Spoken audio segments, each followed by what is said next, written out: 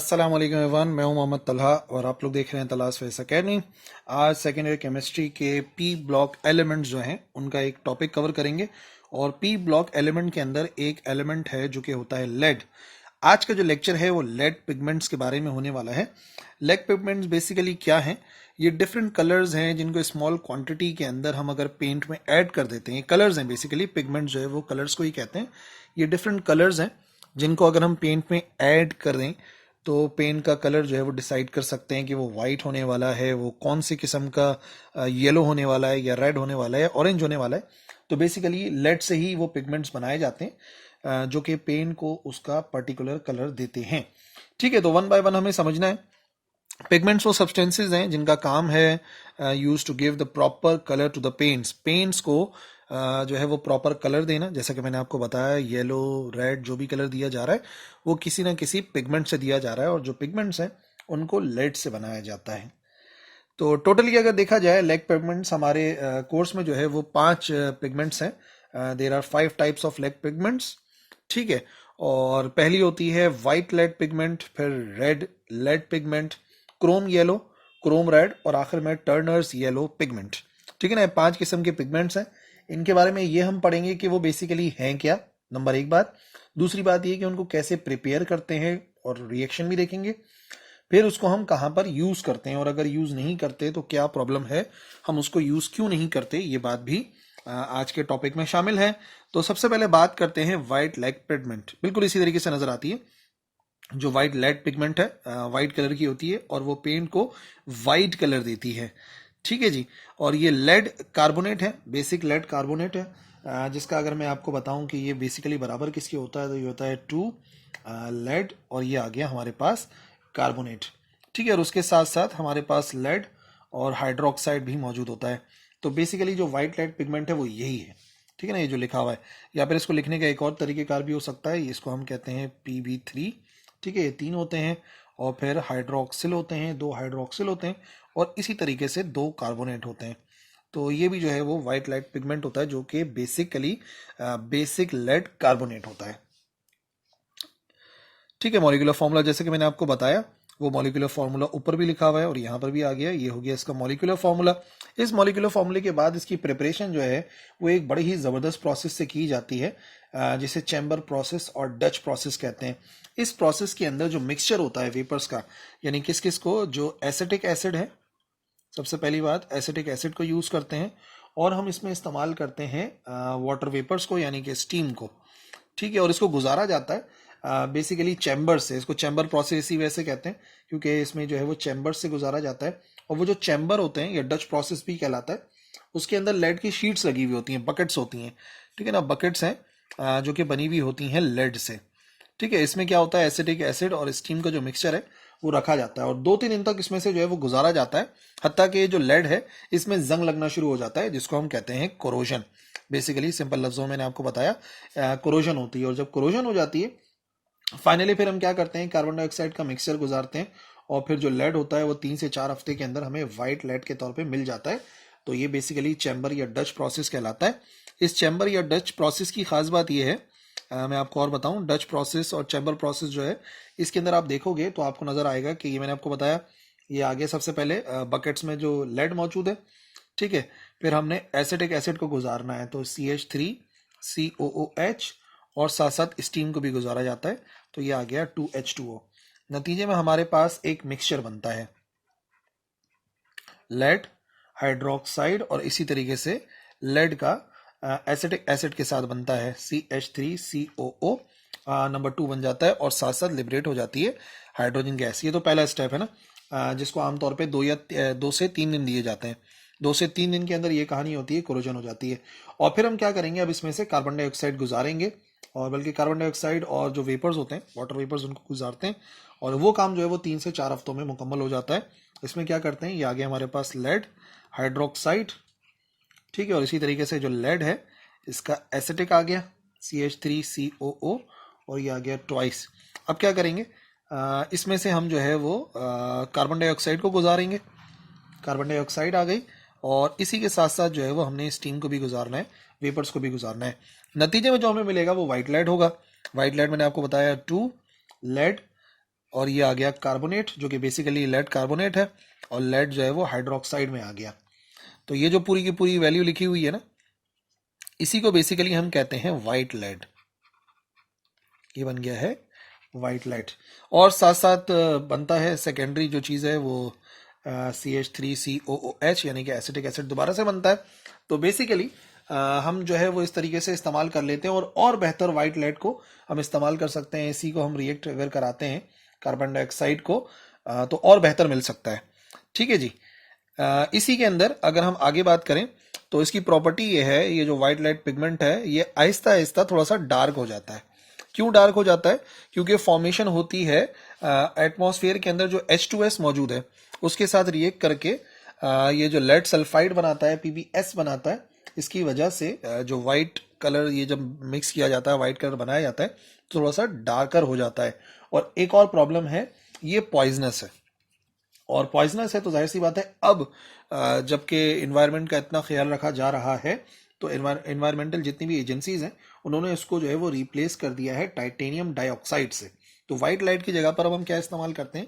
हम इस्तेमाल करते हैं यहाँ पर टाइटेनियम डाइऑक्साइड। लेकिन बेसिकली इसके जरिए व्हाइट लाइट पिगमेंट तो बनता है, जो कि मैंने आपको बताया। ठीक है जी। इसी तरीके से दूसरा होता है रेड लेड पिगमेंट, और आप देख सकते हो इसका जो कलर है वो थोड़ा सा ऑरेंज टाइप आ रहा है। ठीक है ना। और इसको जो है वो संधूर भी कहते हैं। ये संधूर है जो कि आमतौर पे हिंदू लगाते हैं ना अपने माथे के ऊपर। तो ये बेसिकली वही कलर है, थोड़ा सा जो है वो ऑरेंज शेड आ रहा है इसके अंदर, रेड और ऑरेंज का मिक्सचर सा होता है। बेसिकली है क्या ये? बेसिकली ये जो Pb3O4 है इसे कहते हैं ट्राइप्लम्बिक टेट्रा ऑक्साइड। ठीक है, ट्राइप्लम्बिक टेट्रा ऑक्साइड। और इसको दो तरीकों से शो कर सकते हैं, Pb3O4, या फिर इस तरीके से अलग अलग लिखोगे तो दो लेड जो है वो ऑक्साइड बनते हैं और यहाँ पे डाइऑक्साइड बनते हैं। तो इसको हम कहते हैं लेड सेस्की ऑक्साइड। अब लेड सेस्की ऑक्साइड भी कह सकते हैं, या ट्राइप्लम्बिक टेट्रा ऑक्साइड, जो कि कॉमन है, जो कि बेसिकली केमिकल फॉर्मूला है सिंदूर जो वगैरह जो लगाया जाता है उसी के लिए। और देख सकते हो आप इसका कलर जो है वो रेड ऑरेंज के दरमियान का है। अगर इसकी प्रिपरेशन देखें तो इसको प्रिपेयर करते हैं, सीधा सीधा में क्या करना है, जो लेड मोनोऑक्साइड होता है उसको हीट करना है। ठीक है, जो लेड मोनोऑक्साइड है इसको हमें क्या करना है, इसको हमें हीट करना है। अगर हम इसको हीट देंगे तो नतीजे में क्या होगा, और ये फर्नेस होता है और आमतौर पर 450 डिग्री सेल्सियस तक दिया जाता है, तो रेड लेड बन जाता है सीधा सीधा। तो अगर हमारे पास आ गया PbO लेड मोनोऑक्साइड, और हमने क्या करा कि हमने ऑक्सीजन की मौजूदगी में इसको हीट किया, और कितना टेम्परेचर दिया, 450 डिग्री सेल्सियस तक, तो नतीजे में रेड लेड बनेगा 2, और इसको हम कहते हैं रेड लेड। तो बेसिकली अगर हमें रेड लेड की ज़रूरत है तो वो इसी तरीके से करते हैं कि सीधा सीधा जो लेड मोनोऑक्साइड है उसको हीट किया जाएगा 450 डिग्री सेल्सियस तक, और हमें मिल जाएगा ट्राइप्लम्बिक टेट्रा ऑक्साइड। अच्छा, इसके अगर यूजेस की बात करें तो एक तो मैंने आपको बता दिया सिंदूर के तौर पे यूज होता है, डार्क कलर की रेड पिगमेंट होती है, और ये ऑरेंज से रेड या ब्रिक रेड में जो है वो ट्रांसफर हो जाती है। रेड थोड़ा सा डार्कर शेड आता है, वो डिपेंड करता है पार्टिकल साइज कितना है, और कोई ना कोई इम्प्योरिटी अगर शामिल है तो कलर थोड़ा सा जो है वो डार्कर हो सकता है। और ये सॉल्युबल होता है वाटर में, इनसॉल्युबल होता है सॉरी वाटर में, बट सॉल्युबल होता है, ये इनसॉल्युबल है इन वाटर बट सॉल्युबल होता है इन एसिड्स। तो रेड लेड पिगमेंट क्या है, ये यूज आपको नजर आया। तीसरे नंबर के ऊपर क्रोम येलो पिगमेंट होती है। ठीक है ना, क्रोम येलो पिगमेंट आप देख सकते हो, थोड़ी सी डार्कर येलो नजर आ रहा है, ये क्रोम येलो पिगमेंट कहलाता है दूसरे पिगमेंट के लिहाज से। और अगर देखा जाए तो ये लेड क्रोमेट है। लेड क्रोमेट क्या है, लेड है और CrO4 है, क्रोमेट मौजूद है यहाँ पर, तो इसको लेड क्रोमेट कहते हैं। और ये जो है बेसिकली एक मिनरल की फॉर्म में मिलता है, और नेचर के अंदर जो है मिलता है क्रोकोइट की फॉर्म के अंदर। और जो क्रोकोइट है बेसिकली वैसे तो रेड सा कलर का होता है, लेकिन उसी से जो है वो हम क्रोम येलो पिगमेंट को अलग कर सकते हैं। तो अगर पूछा जाए कि what is chrome yellow pigment, तो basically it is lead chromate. ठीक है ना, तो लेड क्रोमेट हो जाएगा तो वैसी प्रॉब्लम सॉल्व हो जाएगी। कैसे प्रिपेयर करते हैं, अगर इसकी प्रिपरेशन देखी जाए तो सीधा सीधा हमें क्या करना है, जो पोटेशियम क्रोमेट का सोल्यूशन है उसमें हमें क्या करना है, उसमें हमें लेड नाइट्रेट को ऐड करना है। ठीक है, बना के दिखाएं। ये आ गया हमारे पास पोटेशियम क्रोमेट CrO4, इसमें हमें ऐड करना है ये आ गया लेड नाइट्रेट। लेड नाइट्रेट को ऐड कर देंगे तो नतीजे में जो है वो क्रोम येलो कलर का हमें मिलता है और वो मिलता है lead chromate CrO4। What is this? This is lead chromate. ठीक है, और साथ साथ जो है वो पोटेशियम नाइट्रेट भी बनता है, तो वो बहरहाल एक सेकेंडरी चीज़ है हमारे काम की नहीं। असल बात आपने ये याद रखनी है कि लेड क्रोमेट बनाने के लिए हमने किस किस को रिएक्ट कराया, हमने पोटेशियम क्रोमेट को रिएक्ट कराया है लेड नाइट्रेट से। ठीक है, और इसके अलावा जो है वो लेड एसीटेट के साथ भी बनाते हैं इसको। एक तरीक़ेकार तो ये हो गया, और दूसरा तरीक़ेकार क्या है कि अगर हमारे पास पोटेशियम क्रोमेट है CrO4 है, इसी को हम रिएक्ट करा दें अगर लेड एसीटेट के साथ, तो Pb ये आ जाएगा CH3COO, और ये हमारे पास आते हैं ट्वाइस। तो ये नतीजे में क्या बनाता है? नतीजे में ये बना देता है लेड क्रोमेट। ये आ गया हमारे पास लेड क्रोमेट, और इसी के साथ साथ जो है वो पोटेशियम एसीटेट बनता है CH3COOK के बराबर। ठीक है जी, तो ये हो गया हमारा क्रोम येलो पिगमेंट की प्रिपरेशन। फिर हम इसको यूज करते हैं। तो बात यह है कि ये इनसॉल्युबल होता है वाटर में, लेकिन सॉल्युबल होता है इन नाइट्रिक एसिड और कास्टिक, जितने भी अल्कलीज होते हैं उनके अंदर जो है वो ये सॉल्युबल हो जाता है। तो कभी भी अगर हम चाहते हैं कि नाइट्रिक एसिड मौजूद है, कास्टिक अल्कलीज मौजूद हैं, तो उसमें जो है हम इजीली इस पिगमेंट को मिला सकते हैं, बट वाटर के अंदर ये इनसॉल्युबल होता है। तो बहरहाल वाटर में इसका कोई इतना काम नहीं है। और हाँ, जब पेंट में मिलाना होता है तो पेंट में ये हमें एक बेहतरीन किस्म का एक येलो कलर देता है, थोड़ा सा डार्कर क्रोम येलो कलर।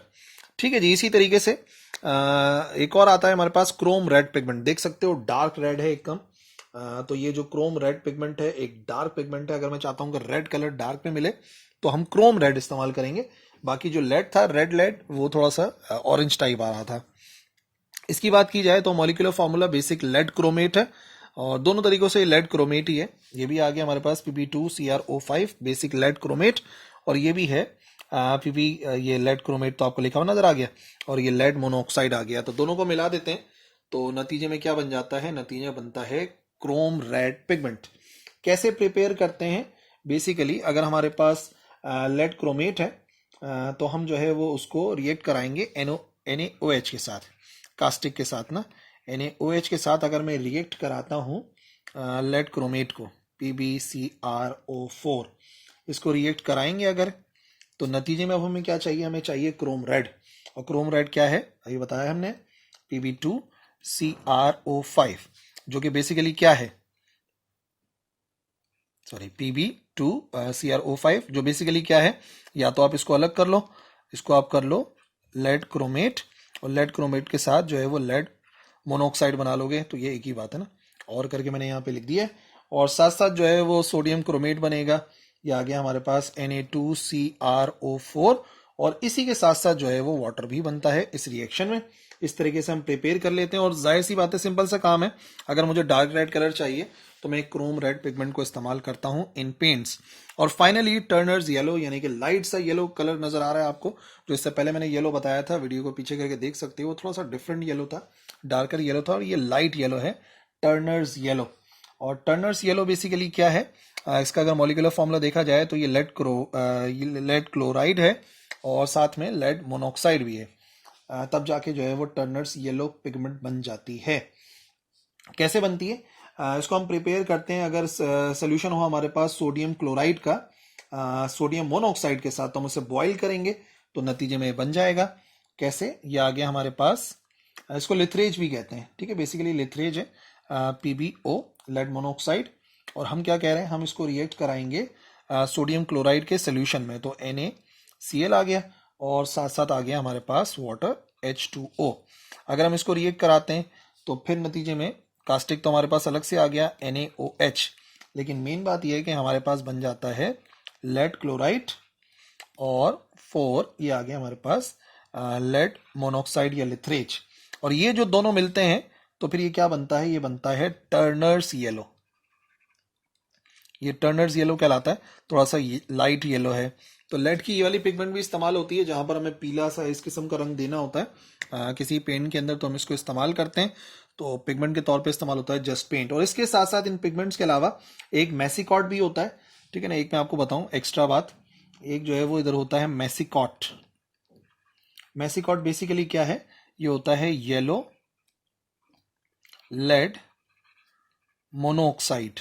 ठीक है, एक ये भी होता है, और इसी के साथ साथ जो है वो रेड लेड मोनोऑक्साइड होता है जिसको लिथरेज कहते हैं। इसके बारे में मैंने आपको ये बताया, ये लिथरेज कहलाता है, या इसको मुर्दा संग भी कहते हैं। उर्दू के अंदर अगर देखा जाए तो इसको कहते हैं मुर्दा संग।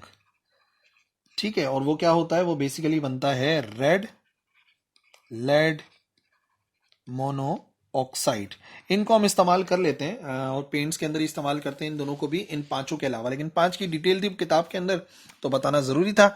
आई होप समझ में आ गया होगा। हर एक के बारे में उसका फॉर्मूला याद कर लो, बेहतरीन काम है। और थोड़ा सा प्रिपरेशन पे ध्यान दो, और बाकी कलर का आइडिया तो हो ही जाएगा जितना इस लेक्चर को देखोगे। That's all for this lecture. Allah Hafiz.